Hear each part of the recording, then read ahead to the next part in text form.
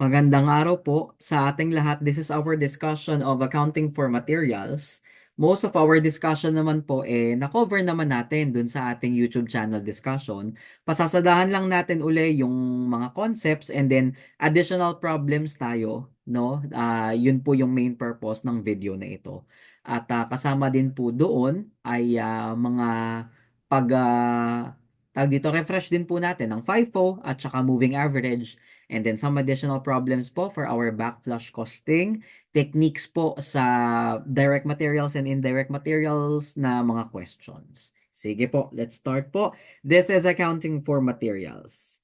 Tandaan po natin na ang ating pong materials, as we know it, ito po ang starting point ng lahat, ang pinaggagalingan ng lahat. Kasi po yan po yung ating mga raw materials na basically matatransform sa dulo as our finished goods. At meron din po tayong suporta na tinatawag po nating indirect materials na siya naman pong hindi siya directly makikita sa produkto. Pero kung wala siya hindi rin naman po mabubuo ang produkto. So what we should consider po in purchasing, no, in choosing our materials na gagamitin po sa production, kung ano pong uri ng materialis yung babagay sa gusto nating mangyari. Okay? As well as the quality of those materials, yun nga lang po, alam naman natin, minsan pag mas mataas ang quality, ang nako-compromise presyo kasi mas mahal. Okay? And then sa quantity needed naman po, ilan ba talaga? Kaya nga po may discussion din tayo ng optimal number of quantity na per order natin, no? Para hindi nasasayang yung ating mga costs related sa pag-carry at pag-order ng ating inventory, no? So kasama rin po yun sa kino-consider natin when we're talking about these purchases of materials. And syempre, babalansehin natin sa cost per unit. Ang tawag natin price kasi purchase price ng company na nagiging cost niya, 'di ba? Pag nabili niya na yung material. So, remember na ang ating pong materials depende sa para bang trip ng company. But formally speaking, ano po ba no yung inventory recording method or system na babagay po sa kanilang mismong production and operations. So, alam naman po natin, meron po tayong two kinds. We also discussed this in financial accounting. We have perpetual method na talagang in every purchase no and usage of the inventories ng ating materials talagang isa-isa no nire-record natin but kung medyo relax lang tayo at sa dulo po natin i-determine lahat ang tawag po doon ay periodic basis. And then we have different techniques din po na pwedeng mag-accustom depende rin po sa needs ng company. Pwede pong first in first out, pwede pong averaging method. Yun nga lang po, strictly speaking, on a financial accounting side po lahat po ng inventory as far as IFRS is concerned, specifically in IAS 2 inventories, lahat po ng uri ng inventories natin ay bawal daw pong LIFO, last in first out, no, LIFO. Pero yun po ay sa side no, strictly ng financial accounting. And I think na-discuss nyo naman po yun no, sa inyong intermediate accounting courses. Review lang po natin no yung atin pong mga forms na ginagamit for the materials no. Yung nasa left side po natin yan po yung ating stock cards na ginagamit sa perpetual system that in every receipt and issuance of our inventory of materials and nire-record talaga natin isa-isa kaya po siya merong balance column. And then yung nasa right side naman po natin is yun nga po yung ating MRF or yung materials requisition form na diniscuss po natin last time when we talk about job order costing system kasi nandyan po yung mismong detalye ng i-request mong mga materials na i-issue sa production. Okay? And then ito po yung ating mga relevant journal entries but ito po ay parang syempre mas maganda kung alam natin talaga kung paano mag-entry, hindi po ba? Pero we will be focusing po sa ating problem solving side more than the journal entry side. And also, tandaan lang po natin how cost flows in our general ledger. Dinedebit po natin ang raw materials account sa lahat po ng material purchases natin at i-credit po natin yung mismong raw materials account pag nag-issue na po tayo ng direct materials sa production in which ang kapartner niyang debit po ay nasa work in process na po. At dinedebit po natin ang manufacturing overhead kapag ka naman po tayo ay nagkakaroon ng actual amount ng indirect materials na kine-credit po natin kasi tinatanggal po natin sa raw materials. Ganun lang po, parang yung napag-aralan lang din po natin nung manufacturing cycle, yan lang po yun, nakafocus lang po tayo sa materials. And always remember po na ito po ang mismong equations na ginagamit po natin for direct materials use. But remember again, kapag ka po tayo ay may indirect materials at nagkataon po na ang company ay isang account lang po ang ginagamit for both direct and indirect materials, make sure po na naima-minus po natin ang amount ng indirect materials po sa ating analysis para ang lalabas po sa ating final total or final amount ay yung mismong purely direct materials na ginamit sa production. Pero pwede na pong ganito, yung nasa left side, kung ang atin pong raw materials ang laman lang niya purely direct materials, and then minsan may mga companies na ganun, no, na yung kanilang indirect materials may sariling account. So wala naman tayong problema doon sa ganun. Okay? At least mas maganda 'yun kasi ang mas i-analyze mo na lang doon is really the overhead side. Hindi po ba? Pero ingat po tayo. Kapag ka po ang raw materials inventory natin ay talagang sakop niya lahat, both direct and indirect, yung right side po ang ating gagamitin kasi po kailangan purely direct materials used ang i-add po natin kasama po ng direct labor at saka overhead para makuha po natin ang total manufacturing cost. And then, nandito rin po tayo sa konsepto ng EOQ, which is the ideal order quantity na kada order nila, yun yung magiging number of units ng kada purchase nila, no? Para po ma-minimize po natin yung related costs po natin sa inventory mismo, sa in holding those inventories, and yung mismong pag-o-order natin sa kanya, no? Para bang ang inaalam natin dito, kada order ilang units yun dapat nating makuha. And then depende sa ating demand, no? Ilang beses ba talaga lang dapat tayo umorder, no? Sa isang buong cycle o sa isang buong taon para nami-minimize nga po yung paggastos natin related to holding and carrying, no? Sorry, ordering and carrying our inventory. Okay? Just remember that in EOQ, it assumes that the demand, ordering, and carrying or holding cost all remain constant, hindi nagbabago. Okay? Yan po ang isa sa mismong assumption ng EOQ na ito yung optimal number of units na i-order mo kada order mo. Oo, ganun siya. Pero dapat hindi nagbabago ang demand mo, ang ordering cost mo, at ang carrying cost mo. Okay? Ito po yung ating formula. May mathematical technique po kung paano po na-derive yan talaga at kung bakit po tayo merong constant na 2. Pero as cost accountants, yan na lang naman po yung mismong kailangan nating malaman. Pinag-aaralan po nila yan sa industrial engineering, no? Very highly mathematical po kung paano po nakuha yung EOQ model. But as cost accountants, okay na po tayo dito, no? Na alam po natin yung mismong formula. Okay? Now, when raw materials are ordered from suppliers, syempre ang related cost po natin is cost of ordering and cost of carrying those inventories. But when the raw materials are actually made in-house, then syempre wala kang ordering cost, di ka naman mo order, no? So, yung mismo nga setup cost mo and carrying cost. So, ganun lang, no? Pero wag na nating masyadong pahirapan. Most of our discussion actually on EOQ is will be relating to your ordering cost and carrying cost. Okay?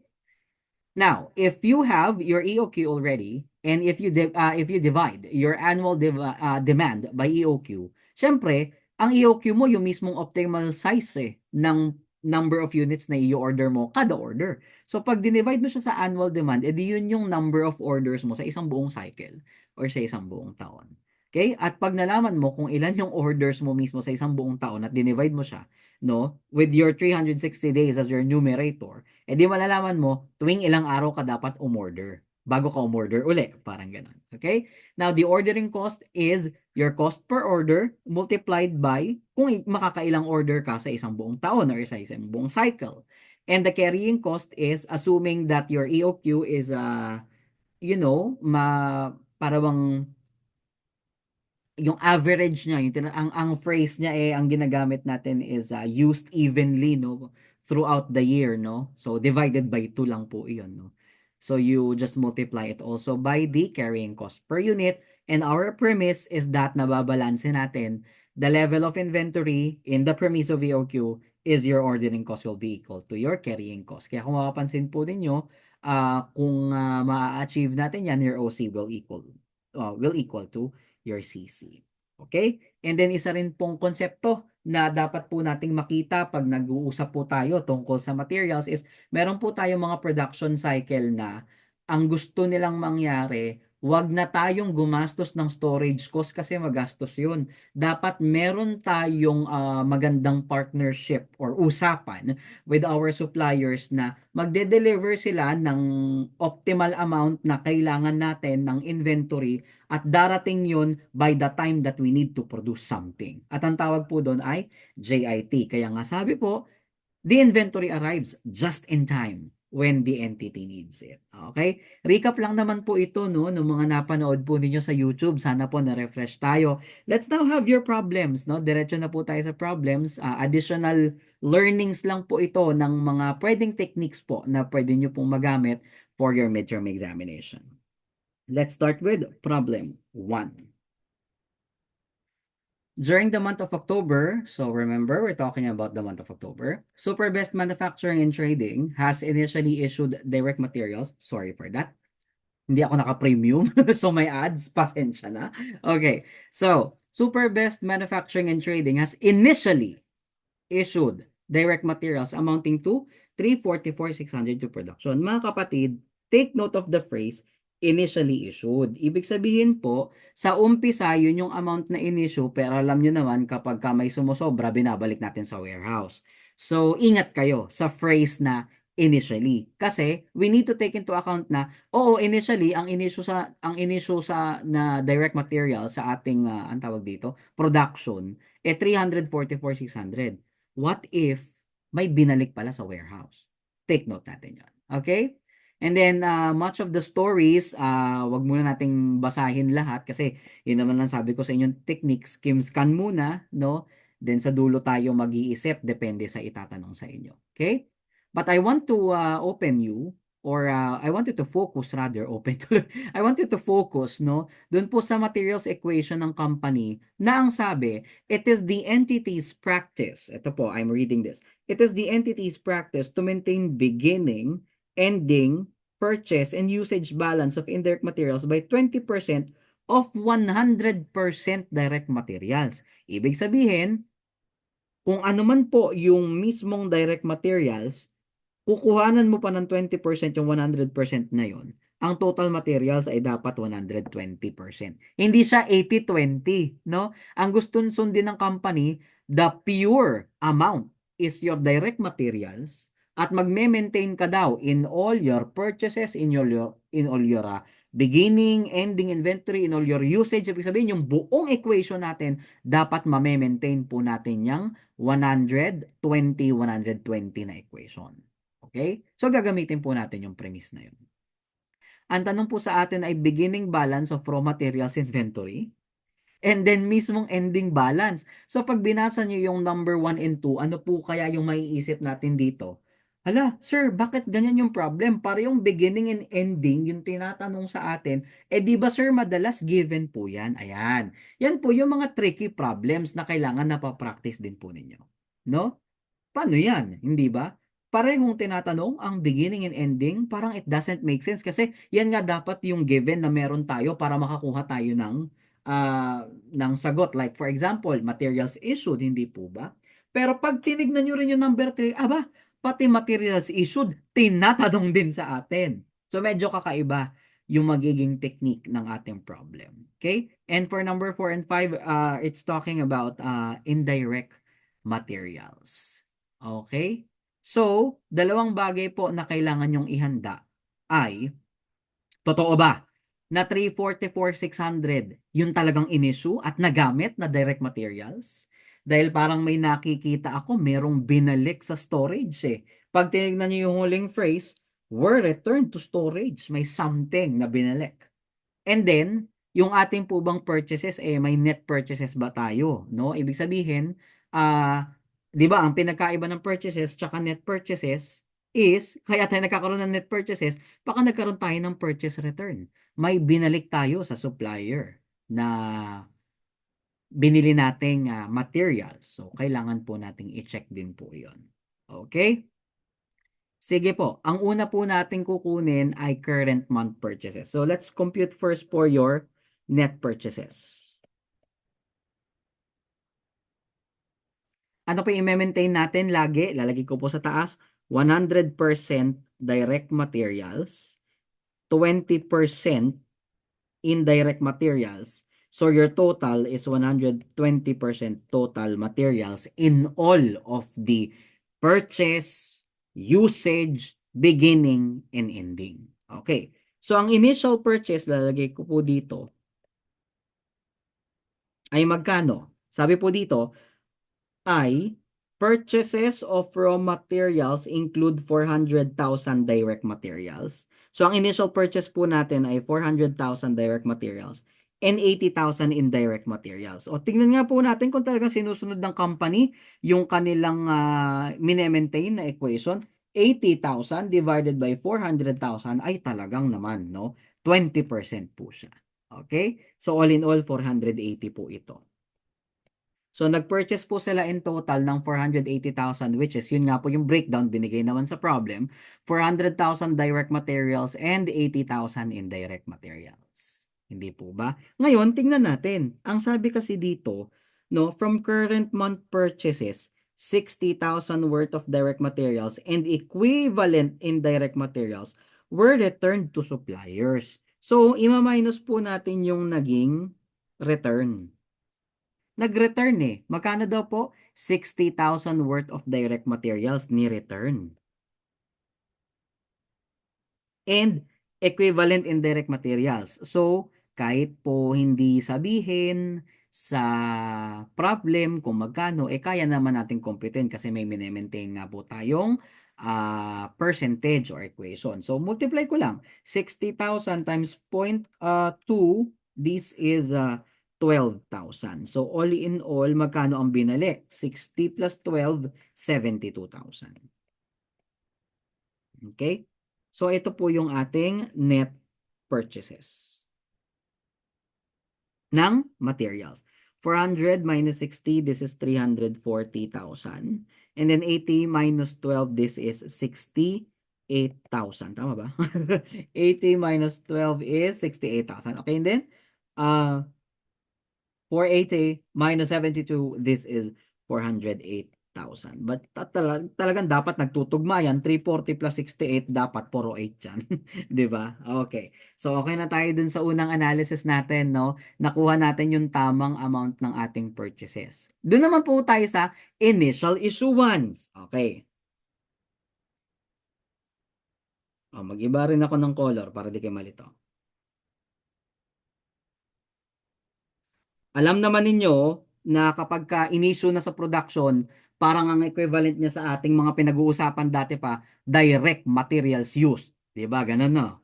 Ngayon, ang sinabi dito, direct materials initially issued is 344,600 to production. Initially, ha? Initially. No? Kung walang naging galaw at talagang yan yung nagamit at walang binilik sa storage, yan na yung direct materials used. I-maintain muna natin yung 20%. So, kukunin ko yung 20%. So, kung 344,600 times 20%, ang equivalent indirect materials naman na in-issue daw sa production is 68,920. Minultiply ko lang po yung 344,600 sa 68,920. Okay? So, all in all, in terms of total materials, ito po ay 413,520. Ang kaso, I can see something sa dulo. Siyempre, makikita ko talaga kasi ako yung gumawa ng problem. Hindi, joke lang. Okay.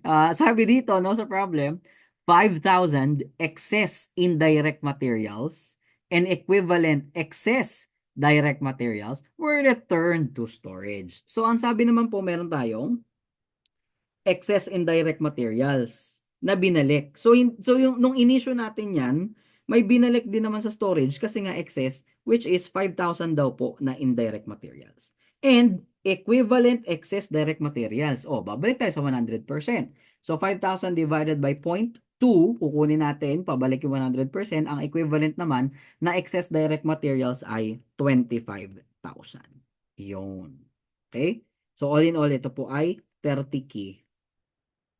35, 30,000. Okay? 30K. 30,000. So 25,000 times 1.2. Okay, tama. 30,000. Ito po yung return to storage. Ito ay lalabelan ko ng maayos. Sabi ko nga sa inyo, mahalaga ang maayos na label. Huwag kayong papayag na hindi. Ito ay returned to supplier. Alright. Ma-minus ko ngayon ito. No? Ito yung mismong materials use. Yon. Kasi, na-take into account natin yung return to storage. So, 344,600 minus 25,000, this is 319,600. And then, 68,920 minus 5,000, this is 63,920. And add them together, this is 383,520. If I will be doing 413,520 minus 30,000, dapat syempre yun din yun. 383,520 total materials issued at ang breakdown po ay 63,920 na indirect materials at 100% direct materials na 319,600. Actually, may sagot na tayo sa number 3. How much is the direct materials issued to production? 319,600 na po yung sagot. Pero buuin na natin yung ating solution para magsagot na lang tayo dire-diretso sabay-sabay. Okay? Sige po, ibang kulay uli para hindi tayo malito. Ang gagamitin ko na po ngayon is your usual, no? Na alam po ninyong equation. So, raw materials, beginning, and then for direct materials, indirect materials, total materials. Ganun po yung magiging analysis natin. Add net purchases. Uy, meron ka na niyan. Sir, okay na yan. 'Di ba? This is your raw materials available for use. Minus raw materials ending. This is your materials issued. Sir, akala ko ba magma-minus din tayo ng ng indirect materials? In this case, ganyan lang yung equation kasi may separate ka namang accounting for indirect materials. Special siya today kasi may sarili siyang column, no? So kung ano man yung makukompute mo sa direct materials, purely direct materials yon dahil may sarili din siyang column. In the same sense na yung ating indirect materials ay may sarili siyang column. So purely indirect materials din po yon. Okay? No? Depende sa perspective lang din talaga kung paano mo siya isosolve. Ang nawawala natin yung beginning at saka ending muna. So ilalagay po natin, isasalpak po natin ngayon kung ano yung naging available po nating amounts na doon muna tayo sa na-compute natin. So meron po tayong net purchases na kukopihin ko lang yung 340,000 net purchase. And then as to indirect materials, 68,000, and then for the 120% total is 408,000. And then meron na rin po tayong mismong issue din, no? So, 319,600, 63,920, 383,520. So, maaamoy mo na ito na ang problem na ito ay working backwards. Okay? Because the problem is actually asking you for both your beginning and ending balance, and we just have to complete this equation and we're done. However, in order for us to go upwards, we need the raw materials ending. Babalik po tayo ngayon sa problem kung meron po tayong ending amount ng materials. Pag binasa mo, ba't parang wala? Kasi during the month of October agad. Pero sana nabasa nyo ito. Meanwhile, the entity started November with direct materials balance of 278,500. Indirectly sinabi mga kapatid, bakit? We are actually talking about the month of October. Bigla kang sinabihan, nag-start yung November. Ano ba ang pagkatapos ng October? Hindi ba November? So, ang ending balance ng October ay beginning balance ng November. So, if the entity started with a direct materials balance of 278,500, yung beginning balance ng November ay ending balance ng October. So, yan yung ending balance mo. Iniba lang ng phrase. Iniba lang ng, anong tawag dito? Ng wordings na ginamit. 'Di ba? So, talagang learn to read in between the lines, no? Baka ganyan din, no? Ang inyong, ang tawag dito, midterm exam at saka yung quiz nyo sa akin. 'Di ba? So, sabi dito, direct materials balance, nalagay ko na. Direct materials, 278,500. Wala ka ng extra analysis dyan, parang ginawa natin sa taas kanina kasi na-turnover mo na nga sa November na yan ang talagang beginning balance ng November. 278,500. So, yan yung final na balance niya ng October kasi na-turnover na ng November. Hindi po ba? Okay. Now, madali mo na lang pong makukuha yung mga next kasi multiply mo lang siya ng 20%. So, 278,500 times 0.2, this is 55,700. And then, add mo po sa 278,500, ito po ay 334,200. Oh, makakabalik na ako sa raw materials available for use dahil mina-minus ang RM end para makuha ang materials issued. Pag going upwards ako, di, imbis na i-minus, pa-add po ako. So, for direct materials, we have 319,600 plus 278,500, add back. This is 598,100. 63,920, add back 55,700. This is 119,620 for a total of 717,720. Confirm ko lang, 334,200 plus 383,520. Yes, tama, 717,720. O, yung net purchases na pa-add natin pagpababa, so pa-minus naman po tayo para makarating sa mismong beginning balance. So, 598,100 minus 340,000, this is 258,100. 119,620 minus 68,000, ito po ay 56,080. And then 717,720 minus 408,000, this is 309,720. Confirm ko lang, 258,100 plus 56,080, that is, wait lang sorry, may mali ako. 119,620 minus 68,000. Ayun, may mali ako. Pasensya na po, sabi na. Uy, nabura. Teka. Oo, tuke. Wait lang po. Laki sa ni eraser eh. Sorry na. Wait lang. Okay. Mali ko ito. Ayan. Ano yun? 119,620 minus 68,000. Okay. Ito po ay 51. 51 talaga. 51,620. Plus 258,100. Yes naman. 309,720. Okay. Tapos na. Number 1. Beginning balance of raw materials inventory. Ayun, no. 309,720. Ending balance mga baby, 334,200. Direct materials issued to production, 319,600. Indirect materials charged to overhead, ito yun, 63,920. Indirect materials at the end of October, ito yun, end of October, 55,700.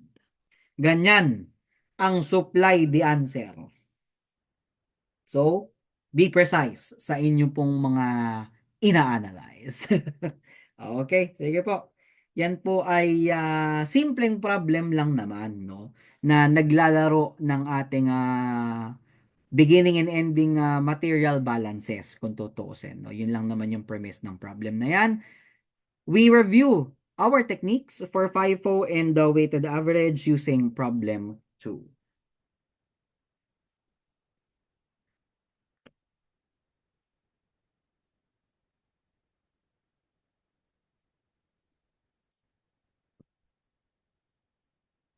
Okay. So, ang sabi dito, the following flow of direct materials usage and purchases were in the records of Magic Manufacturing, transaction A to G. So, mamaya natin basahin yung mga mismong questions. Decompute na lang mismo natin yung table natin ng FIFO. Okay, so under FIFO po, paano ang gagawin? 3 columns lang tayo. All receipts, ibig sabihin yung mga receiving reports mo, yung na-receive mo sa production ng mga inventory, issued to production issuances, and all your balances, kaya RIB. Okay. Letter A, we have po a beginning balance of 2,000 units times 80, 160,000.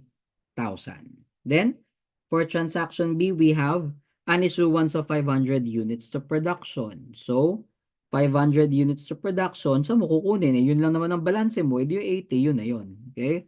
So, 500 times 80, this is 40,000.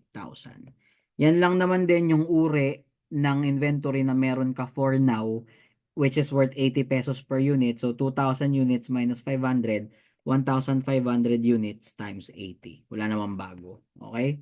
So, 1,500 times 80, this is 120,000. Okay? Letter C. Sa letter C naman po natin, nag-issue po ng 1,000 units uli. O di, walang problema. May 1,500 pa tayo. So, 1,000, 80 pa din. Walang problema. This is 80,000. Wala pa rin problema. Ganun pa rin. 1,500 minus 1,000, 500 units. 80 pa rin ang unit price natin. This is 40,000. Letter D, nag-purchase po 3,000 units, 85. Ayan na, may bago na tayo. So, 3,000 times 85, this is 255,000. May dalawang uri na po tayo ng inventory.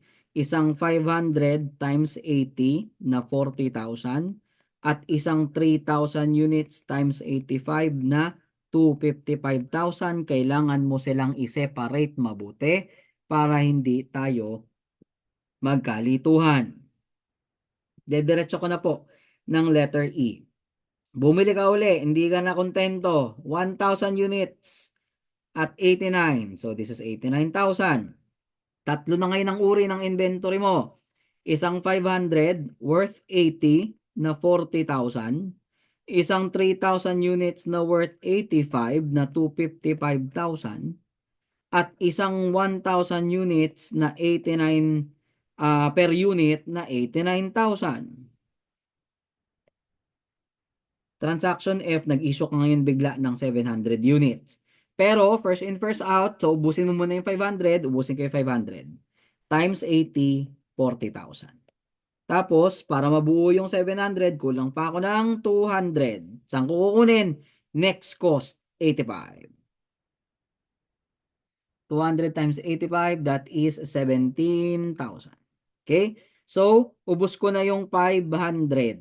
Ano na lang meron ako? 3,000 minus 200, this is 2,800 times 85. So, 28 times 85, this is 238,000. At meron pa rin akong 1,000 times 89 na 89,000. And lastly, transaction G, nag-issue po ng 2,900 units.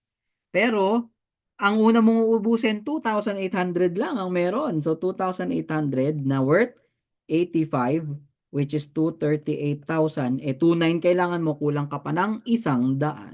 Nakukunin mo sa next one, which is 89. Okay, so 100 times 89, kinalkyo ko pa talaga, 89. So, ubos na yung 28. Ano na lang meron ka? 1,000 minus 100, edi 900 times 89, yan na po yung ending inventory mo. 900 times 89, that is 8,100. Mga ba? 900 times 89. O, tama. 8,100. Okay. Number 1. How much is the total cost of materials issued on transaction C? Total cost po, tinatanong sa inyo, 80,000. How much is the cost of each issued material on transaction F? Each issued material. Each issued material. O, di dalawa sagot mo, 80 at saka 85. 5. Pag yung total yung tinanong, edi 40 plus 17, 57,000. Next, how much is the cost of each issued material on transaction G? Yung pinakadulo. Di dalawa din sagot mo, 85 and 89. Kung total ang tinatanong, edi 238,000 plus 89, edi ang sagot 246,900. Inad ko lang. How much is the cost of materials issued to production? O edi lahat ng in-issue. 40,000, 80,000, 40,000, 17,000, ina-add ko lang lahat, 238,000 at saka 89. Okay, lahat lang po ng inisyu sa production which is for 23,900. And the cost of ending raw materials inventory, yung pinakadulo mo, 80,100. Or pwede, kung ending inventory lang naman ang tinatanong, tas FIFO, ganito gagawin mo. 200 minus 500 minus 1,000 plus 3,000 plus 1,000 minus 700 minus 29, lalabas 900. Tapos titingnan mo, yung pinakahuling purchase cost mo ay ilang units siya. Tingnan mo, nasaan ka? 1,000. Ibig sabihin, kasya ba siya dun sa 1,000? Kung kasya siya dun sa 1,000, ibig sabihin lahat ng 900 na yan ay nasa 89. Mumultiply mo lang, 900 times 89, yun na yung 8,100. No? So, kung 5 po ang tanong mga kapatid, pero ending inventory lang naman ang tanong sa inyo, wag na kayo mag-table ng ganito, mauubusan kayo ng oras. Ha? Ganun na lang ang technique. Okay?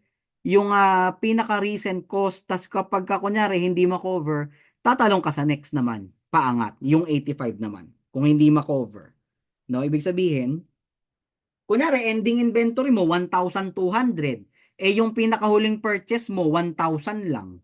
O ibig sabihin yung 1,000 mo nasa 89, yung 200 mo nasa 85, ganun siya. Okay? Para hindi na kayo maggaganyan na table. Kung ang tanong sa inyo ay ending raw materials lang naman. Pero pasensya na, kung ang tanong sa inyo ay mismong issue to production, I'm sorry you have to do that table. Ewan ko kung may iba pa kayong technique na shortcut, pero diskarte nyo na yun. Okay? Diretso po tayo. Same problem, moving average method. Ang tatandaan nyo lang sa moving average method, pag nagkakaroon tayo ng bagong inventory, nagkakaroon din tayo ng bagong average cost. Ganun lang. Okay? We start with your letter A. The beginning balance is 2,000 times 80. 160,000. Transaction D, nag-issue ng 500 units to production. Wala naman tayong bagong cost. So, yan din yun. 500 times 80, that is 40,000. So, 2,000 minus 500, 1,500. Tapos, 160 minus 40, pwedeng ganun, 120,000. Eh, wala naman tayong bagong purchase. Eh, wala naman magbabago. So, 80 pa din yan. 1,500 times 80, that is 120,000. Okay? Transaction say natin, ganun pa din. Nag-issue lang, 1,000 times 80, 80,000. So, 1,500 minus 1,500 times 80. Okay? So, 500 times 80, 40,000. Letter D, 3,000 ang binili at 85. So, anong gagawin mo? 3,000 times 85, 255,000. Anong gagawin mo ngayon? Meron ka ng bago. De joke lang. Okay? May bago ka na. 500 tsaka 3,000. So, 3,500. Tapos, 255 plus 40, ang lalabas, 295,000. Di-divide mo yan. 295,000, kapatid, divided by 3,500. Multiplier mo ngayon, 84.29. Okay? Letter E, nag-purchase uli. Di ka na tigil. 1,000 units times 89, 89,000. May bago ka na naman, pare. May bago ka na naman. Nung kulay pa. Green na. Ay, hindi. Green pala ako dito. Blue. O, yan. O, 3,500, 1,000, 4,500. Add mo rin to. 295, 89. 295 plus 89, 384,000. O, divide mo sa 4,500. O, ito po ay 384,000 divided by 4,500. Yun. 85.33. Okay? Letter F, issuance natin, 700 times 85.33. 59,731. Okay? 45 minus 700, this is 3,800. Still at 85.33. Okay?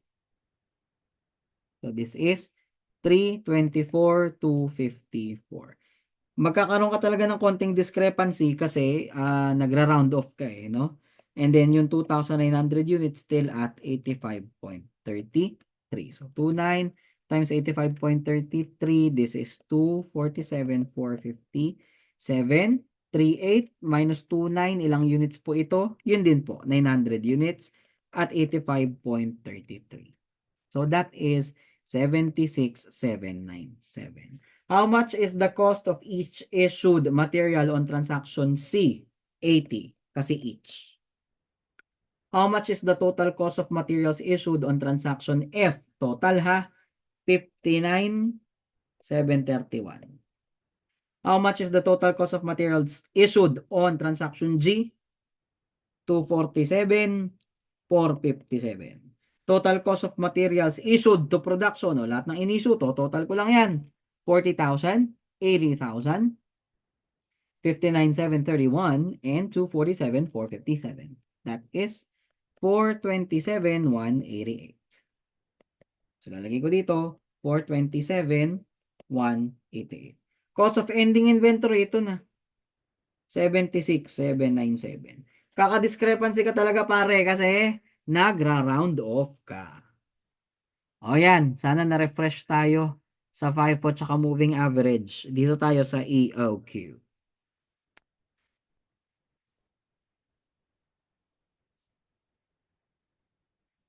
A television manufacturer buys wooden cabinet from an outside supplier at 400%. Total annual need, so ito po yung annual demand, 500 sets at 20 sets per working day. And then your cost per unit per year, annual carrying cost per year. Ito yung ACPU, annual carrying cost per unit, 50. And then cost per order, 50. Okay? Let's compute for your EOQ. Number 21. EOQ is equals to 2 multiplied by annual demand times cost per order all over your annual carrying cost per unit. So 2, which is your annual demand, 5,000. Cost per order, 50 all over your carrying cost per unit of per year, 50. Do the math. 2 times 5,000 times 50, that's 500,000 by quantity divided by 50. 10,000, square root of 10,000, diniretso ko na mathematically mga kapatid, 100 ang EOQ.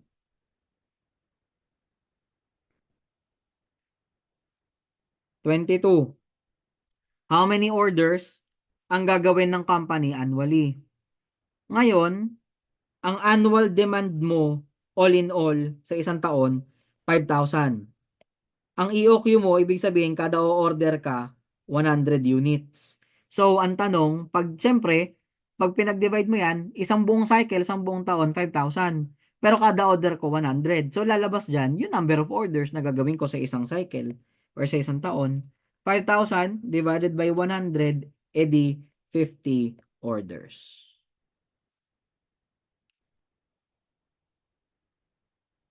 23. Days interval, o ilang araw ka bago mag-order uli ng 100 units. 360 days, hindi 365, over 50 orders. 360 divided by 50, every 7.2 days. Parang weekly, no? Parang ganon. Weekly order ka 100 units.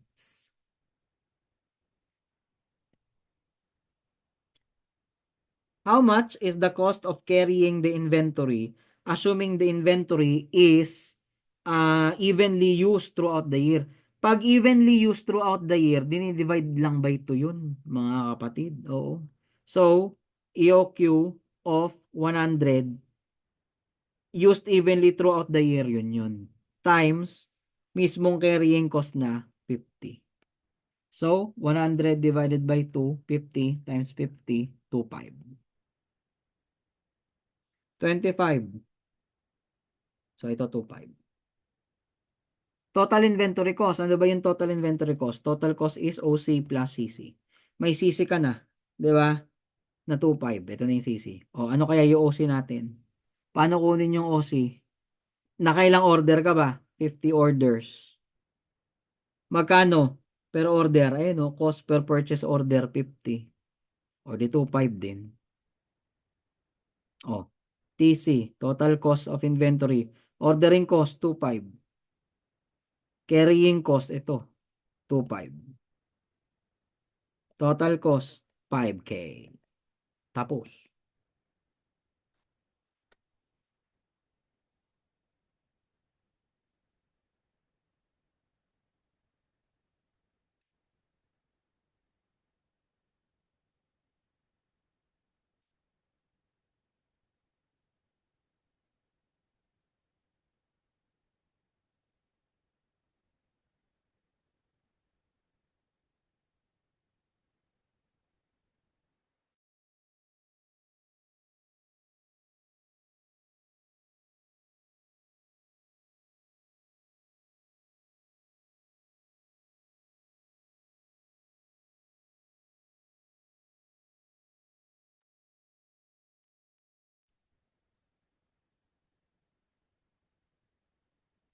Backflash costing, mga kapatid sa pananampalataya. Okay. The following balances are made available for your analysis for the month of September 2024. So binigyan po tayo ng raw and in process at saka finished goods na nandun na po yung laman sa loob na materials and CC components. Ganun din po at the end of the period. Ang purchase daw po ng raw materials ay 500,000 under JIT and ang in-apply daw po sa production ay 100,000 indirect 100,000 direct labor, I stand corrected, direct labor and 225,000 po na overhead. Applied na po, diniretso yung ating conversion cost. Backflash po ito kasi dinediretso na po natin siya as raw and in process dahil pagkadating nung materyales diretso sa production. Wala nang issuance, diniretso sa work in process. Wala nang mga request, issue. Okay? Excuse me, sorry for that. Okay, medyo medyo masama lang yung pakiramdam ko. Okay. Sorry po. Okay. Now, so for that, backflash accounting lang tayo. Bubuuin natin lahat mula entry hanggang calculation. Okay. Entryhan po muna natin yung mismong raw and in process po natin. So yung purchase po natin ng 500,000, diretso po natin yan, raw and in process. Debit RIP, dun sa pinurchase nating 500,000. Credit accounts payable. Or cash, wala naman sinabi eh. Basta bumili. Okay na yan. Next, yung in-apply nating conversion cost, diretso po natin sa cost of goods sold. Debit cost of goods sold. 100 na labor, 225 na overhead. This is 325,000. So 325,000. Credit accrued payroll dun sa labor, 100,000. Credit manufacturing overhead. Kasi nag-apply ka ng overhead na 225,000. Saan diniretso? Hindi na work in process, diniretso ka agad sa COGS. Ganun kabilis. 'Di ba? Okay. First natin, raw materials component of cost of goods manufactured. Ibig sabihin, kukumpitin natin yung materials component ng lahat ng goods na nakumpleto. Okay? We start with your RIP beginning as to materials. RIP beginning materials 8,750. Hindi na ako mag-aano peso sign. Gets na natin yan. Okay? Add raw materials purchase. Siyempre, bumili tayo 500,000. Compare mo siya ngayon sa raw and in process ending materials component. RIP ending materials 10,500. Okay? So ito yung ating raw materials in cost of goods manufactured. Diretso. Bakit? Wala ka ng work in process account, dinidiretso mo 'Di ba? Yan na yun. So 8,750 plus 500,000 ang naiwan is 10,500. So sa lahat ng goods completed, ang materials component niya for 98,250. Next naman natin, ifo-forward natin yan kasi ang kukumpitin naman natin, raw materials, component naman ng lahat ng cost of goods sold. Ito goods completed, ito goods sold na. Po-forward ko lang ito. Raw materials on cost of goods completed or cost of goods manufactured for 98,250. Add finished goods inventory beginning materials component. Asan yung FGI beginning? Ito, materials, 60,000. Add ko. Minus, FGI ending materials, FGI ending materials, minus 63,000.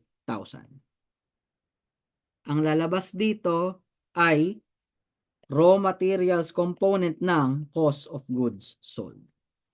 498,250 plus 60,000 minus 63,000. Sorry for that. 495,250. Pwede mo na ngayong entryhan. Kasi ang nai-entryhan pa lang natin ng cost of goods sold, CC, conversion cost. Tandaan mo, wala ka pang dinedebit na cost of goods sold na materials. This is the time. Okay, debit, cost of goods sold, 495,250. Credit, finished goods inventory, 495,250. Next, COGS adjustment. Kasi, nauna ka nang nag-apply ng conversion ko sa COGS. So, i-adjust natin base sa totoong mga pangyayari. Okay? First, conversion cost as applied. O, magkano yung total conversion cost applied mo? Ito, 325,000. Plus, raw and in process, beginning conversion cost component. RIP, beginning conversion cost component, 16,250 minus raw and in process ending conversion cost component. Raw and in process ending CC minus 19,500. Ito po yung ating CC sa cost of goods completed. 325,000 plus 16,250 minus 19,500. Ang sagot, 321,750. Di pa tayo tapos. Dediretso na natin. Parang to sa baba kanina. Finished goods inventory, beginning, CC component. Finished goods inventory, beginning, CC component, add 90,000. Minus, finished goods inventory, ending, CC component. Finished goods inventory, ending, CC component, minus 117,000. Ito po ang conversion cost in cost of goods sold talaga. Hindi 325 lang. Ito yung totoo. 321,750. Tama ba? Oh, tama. Plus 90,000. Nalito lang, sorry. 117,000. This is 294,750. Versus, babalik ka ngayon sa in-apply mo kanina. Ang taas, 325. So, ito po ay over applied conversion cost. Pero malamang sa overhead lang yan. Di ka naman mag-over apply ng labor Di ba? Oh, 294,750 versus 325,000 may difference kang 30,250. Alam naman ninyo, pag umo-over, sumusobra, 325 na apply mo, 294,750 lang dapat. Anong gagawin mo? Ma-minus mo. Okay? So, ano dapat itsura? Same yan. Titiyaon ko lang dito. Ano dapat itsura ng COGS mo? Una, nagkaroon ka ng initial CC, nag-entry ka 325,000. Tapos, di ba nag-entry na tayo ng COGS na materials for 95,250. Pero, meron kang pabawas na 30,250. Ito yung iyong adjustment. Sa credit siya. 30,250. Oh. Complete na T-account lang. 225,000 plus 495,250 minus 30,250. Ayun. 790,000. Paano mo ko yung 790,000? Di kukunin ko lang yung cost of goods sold component ng raw materials. Ito yun. Ito yun, no? RM COGS. 495,250. Kukunin ko lang yung COGS in, sorry. COGS in, sorry. CC ng COGS. Ba't pabaliktad ko kasi sinulat? Ito. CC ng COGS. 294,750. Yan din yun, syempre. Ito yung tamang cost of goods sold mo. 495,250 plus 294,750. Ito yung 790,000. O ano nga ngayon entry mo? O punta ka ngayon uli dito. Tingnan niyo yung naging galaw ng mga CC natin. Una, sa ating raw and in process, from 16,250 naging 19,500 sa ending. So, ang difference, 3,250. So, nagkaroon ng increase in RIP. Okay?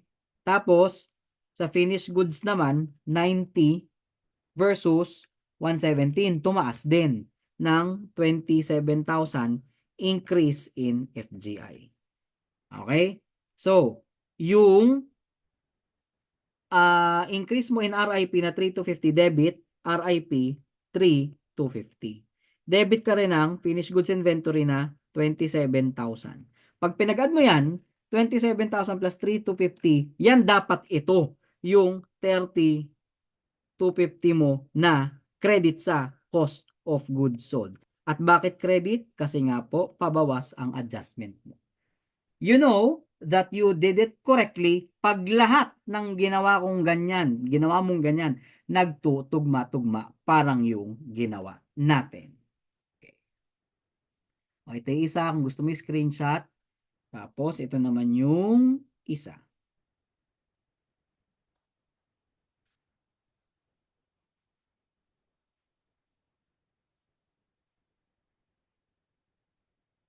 Thank you very much for listening. Ito po ang ating lecture for materials. Next po natin is our last lesson for the midterm examination, accounting for labor, at meron po tayong mini payroll workshop. Salamat po.